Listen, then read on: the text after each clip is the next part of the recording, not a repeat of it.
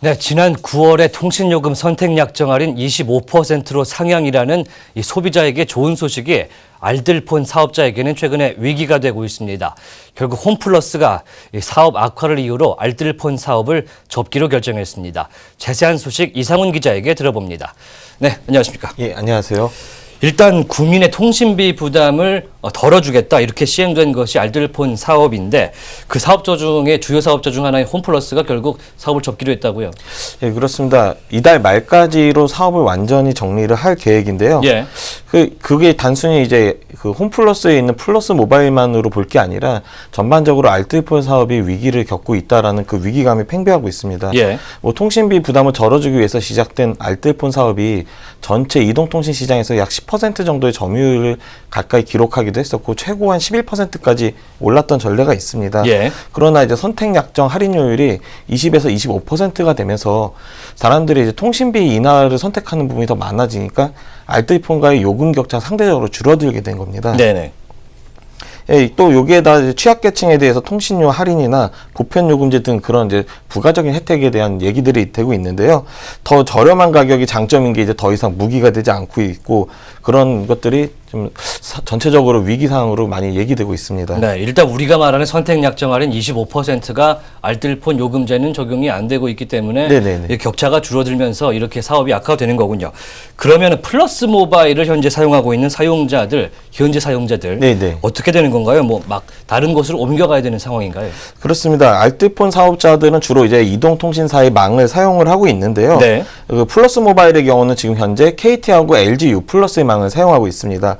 근데 각각 해당 사용자들은 KT 알뜰폰 자회사인 KT M모바일 그리고 LG U 플러스의 알뜰폰 자회사인 미디어록으로 서비스 이전을 자동으로 하게 됩니다. 그렇군요. 현재의 요금은 그대로 유지되고요. 네, 뭐 약정이라든지 이런 것들이 유지가 될 것 같은데 피해는 그러면은 크게 발생하지는 않을 걸로 보이는데 어떻습니까?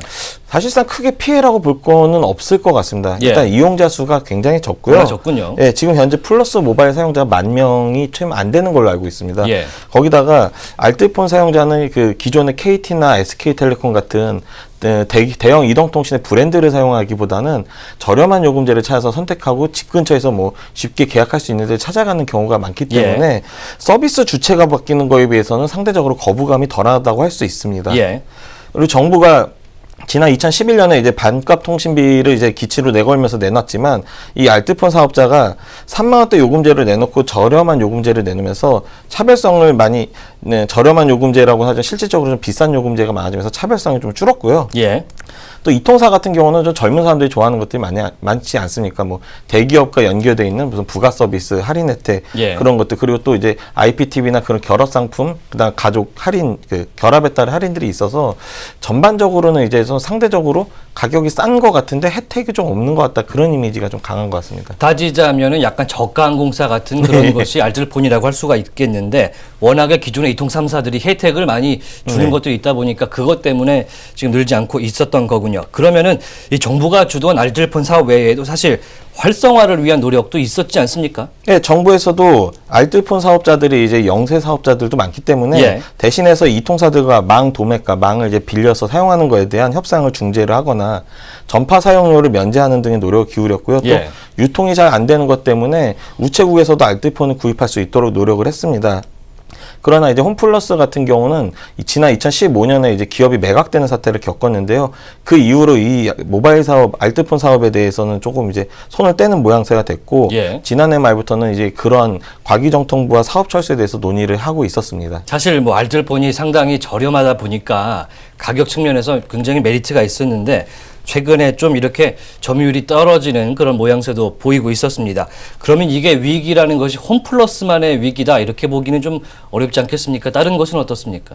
이게 우리들이 주로 많이 사용하는 이통 3사가 예. 전체 통신 시장의 거의 90%를 차지하고 예, 예. 있는데 반해서 알뜰폰 사업자는 거의 30곳 막 넘게 있습니다. 거의 40곳 가까이 되고 있는데 그 시장을 나누기에는 너무나도 이제 규모가 작은 거죠. 예. 그러다 보니까 규모의 경제에서 알뜰폰 사업자들이 선택할 수 있는 홍보 혜택이나 마케팅, 그다음에 이제 프로모션 같은 거에서 아무래도 한계가 있어서 이 시장은 계속 축소될 것으로 예상됩니다. 예, 그렇군요. 좀 사용자들에게는 조금 안타까운 소식이 될 수도 있는 네네. 그런 이야기였습니다. 알겠습니다. 여기까지 듣도록 하겠습니다. 지금까지 이상훈 기자와 함께 알뜰폰 홈플러스 철수와 함께 얘기해 나눠봤습니다.